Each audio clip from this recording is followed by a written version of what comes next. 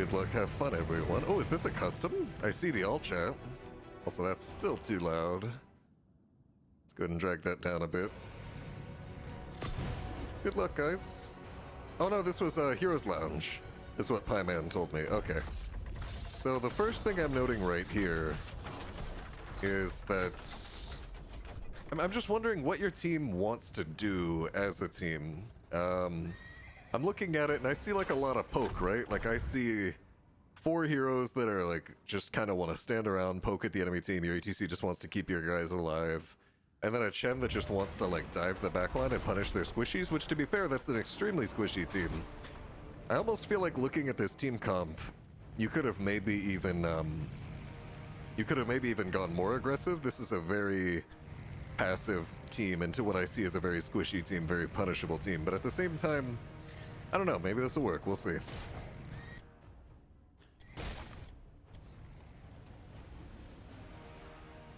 Okay, so we're specifically focusing on Piman here, so I'll go ahead and center him. Alright, here, I gotta turn that down some more. Why does Blizzard do this, man? Why does every Blizzard game have to be cranked down to like 20% volume to even be listenable?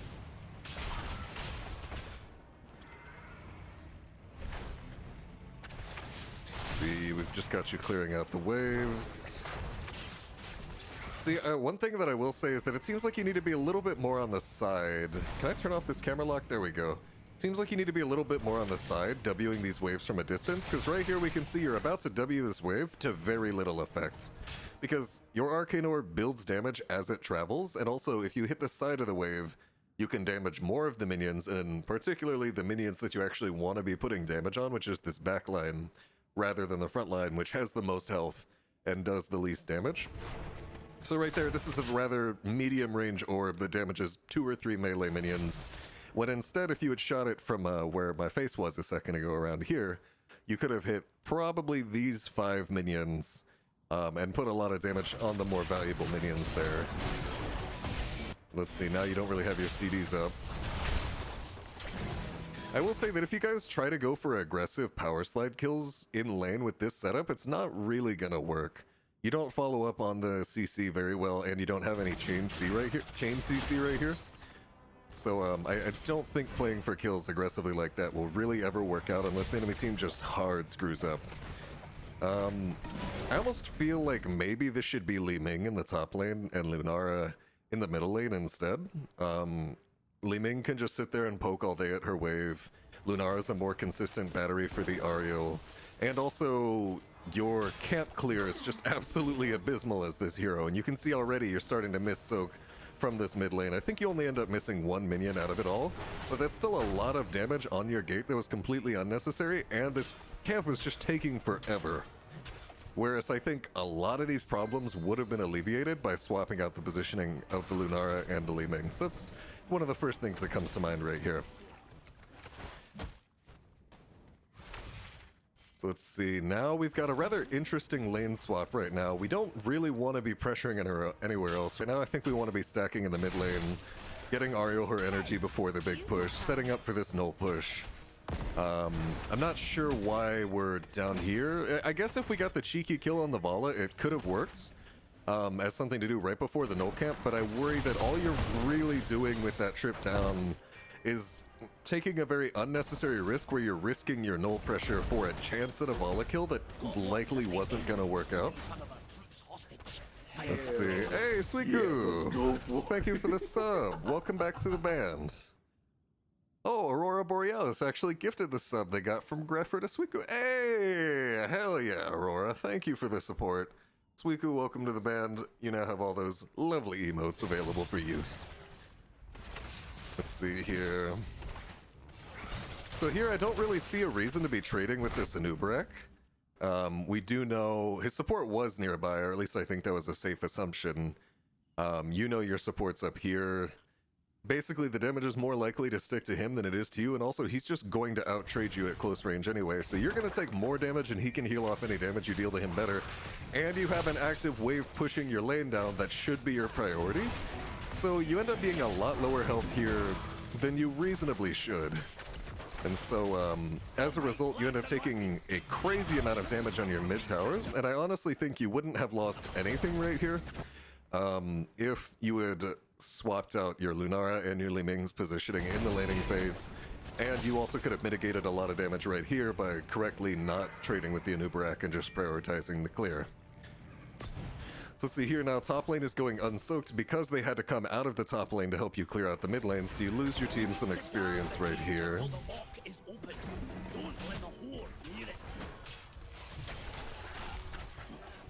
Both of your tanks are like stacking on top of each other really, really hard, which means that they're not exactly, they're not flanking, they're not giving you any vision control, they're not really even warding the enemy team off of your back line, trying to keep you guys alive.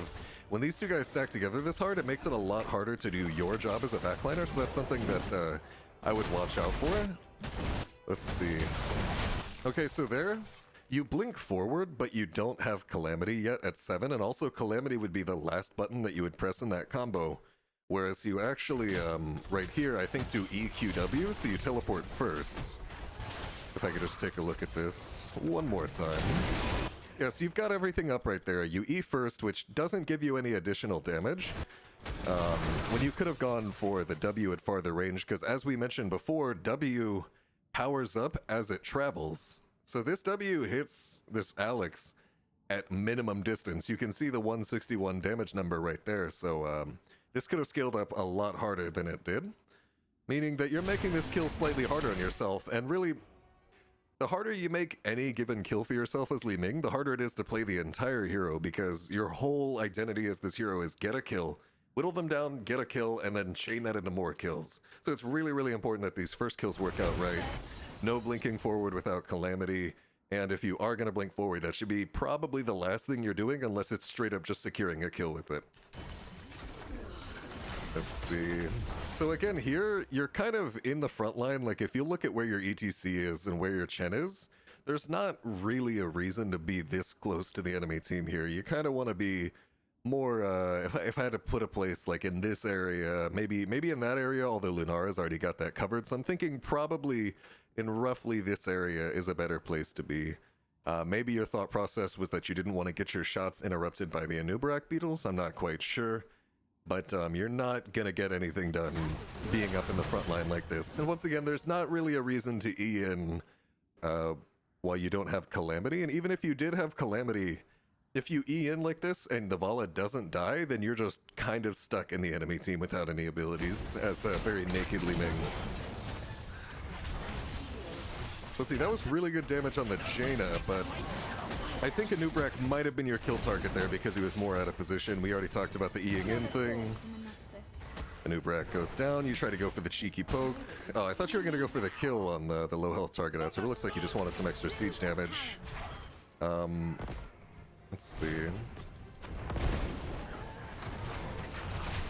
So once again, they're like, I'd say just big things so far. Don't E in. Let your W travel the long range. And, what's it called?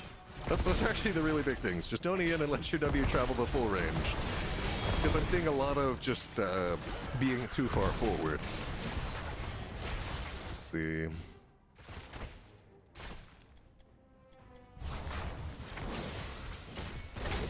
Oh. And again here, this is one of those situations where you're very unlikely to win the trade at all. Li-Ming isn't a hero that consistently wins trades, and you'll notice that when you stepped up there, you didn't really deal any damage to the Thrall, but he was able to point and click and get a lightning, whatever the hell it's called. I don't know the specific name of the ability. Chain lightning on you. Right there. So you've got 640-ish health right now. He gets a free point and click on you, drops you down to 430. That trade was just kind of destined to fail. As soon as you stepped up, there's basically no situation where you can consistently out-trade a Thrall, so it's not worth it to even try to step up for it. And it's just this kind of, these unnecessary trades and being too far forward is both making you take a lot of unnecessary damage and also limiting a lot of the damage that you're putting out yourself. Let's see. So this is an interesting flank right here. Again, not really necessary to E forward, but I love the pressure with the W right there. And honestly, you guys baited out the Alexstrasza's dragon without being on the objective, which is super, super good. Because Alexstrasza is not that strong outside of her dragon form, but her whole big thing is that she can secure objectives by having the dragon when the objective is up. So the fact that you guys are able to force that out right now is super, super good. I expect you to just run away from the dragon, not take the fight. Looks like that's exactly what we're going with right now. I love it. And now you're responding to the siege. Once again, the W is just a little too close, kind of melee range, so we're missing out on a lot of potential damage there. But you guys did a good job of forcing out the dragon and then not fighting into it. Choose a talent. Let's see. Okay, so I see the logic here. You guys are up level 10. The enemy team is still barely level 9, and you want to force them to fight you on this boss. I think that's an interesting strategy, especially because you have a lot of boss damage with your Seeker always getting a triple hit on that fat boss hitbox. Once again, no real reason to E here. Looks like you've got it under control. I don't think the enemy team's going to step up to this without being level 10. Looks like Jaina's just scouting it out, but they know that it's a lost cause if they try to step on that. Now, what I expect to see here is some kind of map pressure. Let's see, what can your team see right now in the past 10 seconds? I'm going to go back and look at the map, because I was just staring at your own positioning here. So we see a Thrall soaking out the lane, and then he goes into the boss pit.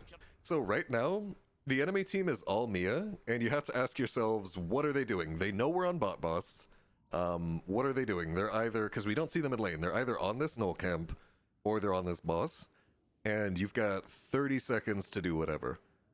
Your options are to cross the map and go to this, or to take this fort down. In my opinion, taking this fort down isn't the best of calls, because this boss will already pressure the fort on its own without a gate, and I don't think there's any reasonable scenario that you get the keep down, so you're not going to get yourself anything that you wouldn't have already gotten. So my call in this situation probably would have been to cross the map and go for the enemy boss here.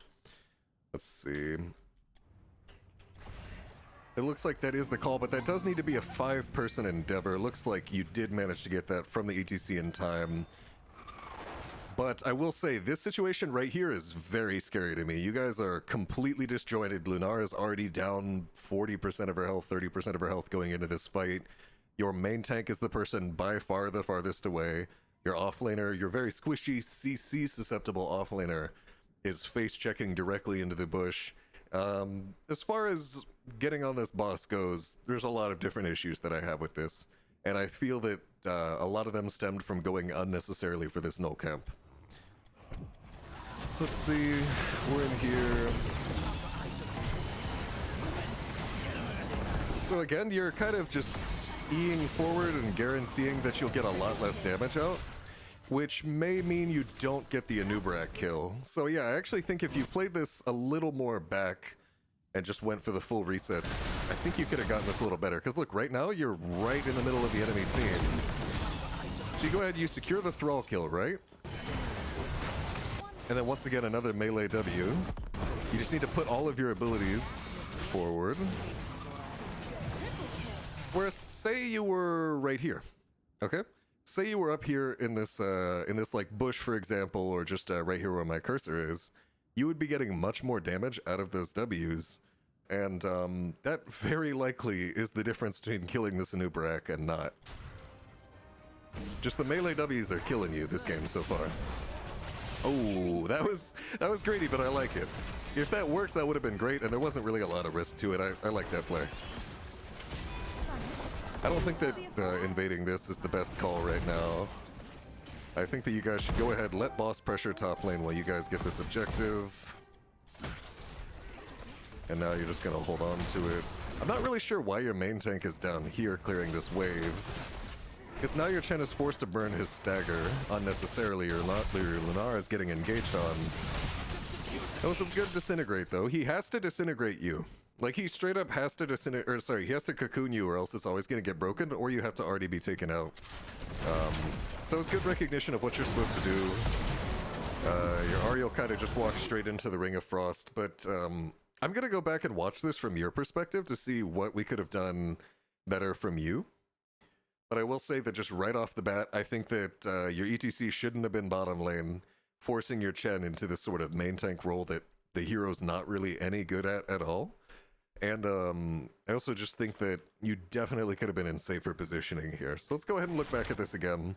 ETC should be with you right now, no question. Let's see. So Lunara's just walking back past her tank into the enemy team, gets engaged on. So then here you should be safe, but you kind of walk forward into the enemy team. You have the opportunity to blink away right here, but I think you teleport in, and then you kind of just stand there until you die. So definitely want to, in that situation, play much more safe. Like, with this build that you have, there's no reason to be in melee range of the enemy team all the time. You should definitely be further back in this scenario.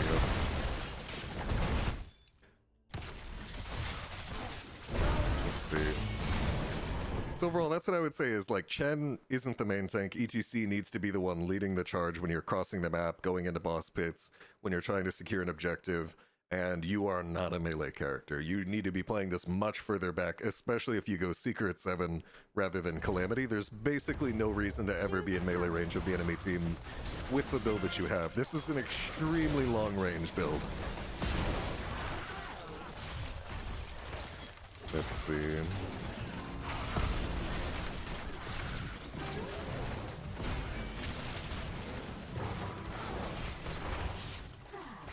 This is just more of the same stuff that I'm talking about right here. Here, the Vala is definitely your kill target. Those people, even if you landed the full disintegrate on them, can just walk away, whereas the Vala is the only one actually in kill range. And I think that that's who you should have been focusing your abilities on there. It does look like maybe your teammates can clean it up. Yeah, Vala just walks back into your ETC. It's all good. Let's see. Oh, okay. Good job not walking into the Ring of Frost there. And let's see. You guys have the enemy Vala dead. You're going to go ahead and burn this down. I like this. I like this as long as you can actually do it. Ooh, that's a bit of a greedy mosh for just a maneuver act. I see, like, this is what I've been wanting out of you the entire game, Piman. Right here, you're not standing on the enemy team. You're completely safe. You're in the back line, just shooting your abilities. Like, the enemy team, they're all looking at this circle right here, and you're not in the circle. That's a really good place to be. Is you're over a wall, throwing all your stuff at max distance. Your W has distance to scale. This is what I've been wanting to see the whole time. So let's see here. No! Why? Bye, man! Alright. Let's see here. So that was going really well.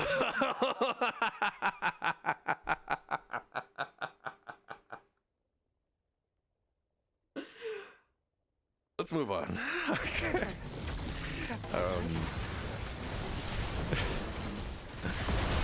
We'll see.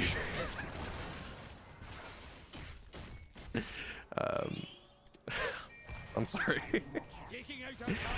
Okay, so we're clearing this null camp. I like this, I like this. It's the only thing up on the map. All of the waves are pushed in. I think it's a good idea to be taking that. Your team is pretty cognizant that the boss is spawning right here. This minion wave is going to act as a ward to see the enemy team coming in. I think that right here, what I would probably do is have this ETC. Oh no, you actually have a Lunara Wisp in that bush. I would probably have the Lunara Wisp up here and have the ETC down here. Or you could do it this way too. I'm not sure exactly which one is better off the top of my head, but either way, I love the vision control. Have the tank in one of the bushes, have the Wisp in the other bush, although that Wisp is running out soon, and I hope the Lunara is on top of that. And this may turn into a force fight. Actually, we just saw Jaina in the mid lane, so I think you're going to be okay. Power slide was a little off, but that's all right. And then there's the cocoon on you, as expected. Once again, with the two tanks standing on top of each other, things are not going to go great, but I think if you maintained your positioning, like if you went from being up here to just sort of sliding on over to here and shot these shots at max distance, some of these people did get low enough for you to kill them. I think the main problems were just you went from great positioning, being in the back line, shooting at long range, to being too close again. There's a lot of stuff elsewhere on the team, but I'm seeing a very, very consistent pattern where you have the situation you want to be in, and then you kind of just melee the enemy team. and then things go poorly. Correct your fault. How rude of them. Whenever you see Mings going in like that, it's very specifically because they have Calamity at level 7, which gives you damage on your teleport, and they're looking to chain reset kills off of that instant pressure that you can get.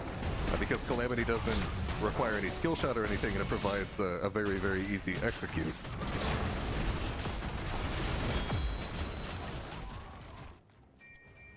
So let's see, you guys know that they're on the top lane boss right now. Walking up. That was good. I think that you could have checked that bush a little earlier, but that's what you should generally be doing as Li-Ming, using your low cooldown ranged abilities in order to check bushes, make sure that you're not at threat. I do think that this was a little too close and that you probably could have just stayed like over here, or even gotten into this bush after you checked and made sure that it was okay, because now you're finding yourself in a very awkward position. And once again, you've got tanks for this, so you don't really need to be up in here all in the enemy team's grill. But it does look like the enemy team's kind of just dying left and right. Okay. And I'm pretty sure you guys are going to end off this push based on the duration of this replay. So overall, I think that the team fights could have been a lot better. Overall, I like literally just 99% of what I had to say about this game is just stand further back. And I think that you would absolutely stomp this game, because overall this really wasn't nearly as big of a win as it could have been. Like, this should have been over basically immediately with how this enemy team plays their team fights, because they're very consistently just getting hit by everything over and over again. You guys should all be hitting the core here. It's gonna die to boss anyway, but still, you should all be hitting core. You're gonna have it right here, but it's closer than it should be. Okay. So now I'm gonna go into game 2, which is also a Li-Ming game. And